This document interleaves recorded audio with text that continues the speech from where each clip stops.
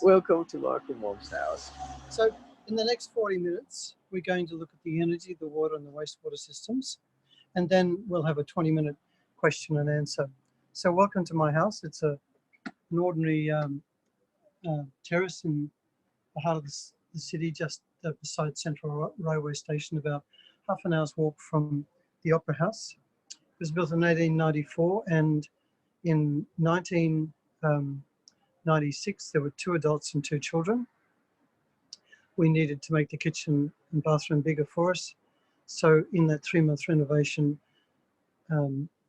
we disconnected the house from town water, town sewer, and I put on in solar panels, which in 1996 was almost enough to get me committed. So come into my house and I'll show you a bit more.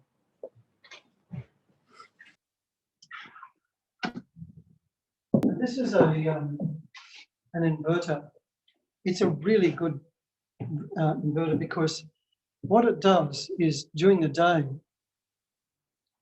when the sun is shining, it gets the energy from the sun and sends it straight to the appliance. So for example, that light is getting energy that has not come from the batteries.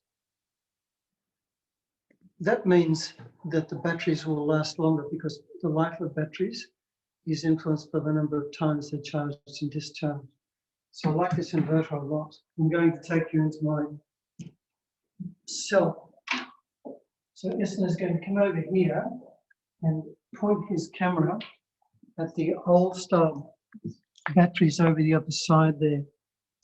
These are gel batteries. I went away from the modern batteries that would be in essence foam, and I went to the old form because I wanted a really proven technology.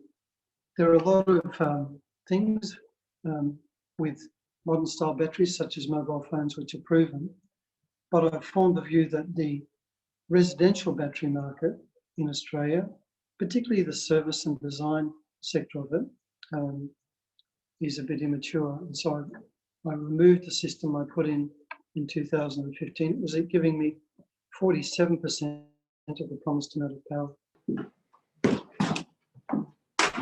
As you can see, it's an ordinary kitchen. There's a stainless steel bench, a gas cooktop. But I want to confess now my biggest mistake. I was afraid that I would be bullied by the energy and water agencies because I was a threat to their monopoly. So I got the Premier to launch in 1996, and I was speaking to somebody after the launch, and he said, "Did you put a vent under your fridge?" And my new proud owner's heart sank. A fridge can use 20–30% of the energy in the house because it's on 24/7. If we were talking or living in the Arctic or the Antarctic, we wouldn't need a fridge, we just need a cupboard. Even then, we have to make sure the food didn't freeze. So the hotter it is, the harder a fridge works. And if I had ventilated it, brought the cold air from below the floor up past the fridge, so that the cold air from below the floor of the house was creating an invisible cold blanket over the fridge, I could have cooled that fridge by 2 to 3 degrees 24/7. So I became fridge obsessed. So in projects, what I do and what other people do is we put the fridge in a cupboard. So when you close the door, that closes the fridge door. And for most of its operating life, the fridge is in an enclosed space with a cold, invisible cold air going past it. Easy to do. There are design options in the book, Sustainable House. Dealing with the water system first. Open quad-shaped gutters are one of the silliest design you can think of. They're just an open mouth to the sky. They pick up all the pollution. They fill up, they clog. So this is a self-cleaning gutter because it's enclosed and the wind blows the pollution over. When it rains, the water comes in here and is taken away. When it first starts to rain, despite having the self-cleaning gutters, the roof and the panels are dirty. And as that water comes down, that first water comes down this dead-end pipe and it drips away slowly and goes to the garden. As it continues to rain, the water rises. By the time the water has risen to this point, the roof and the panels have been washed clean. The rainwater, now clean, is diverted. So this is a first flush water diverter, probably $15 from Bunnings or a hardware store.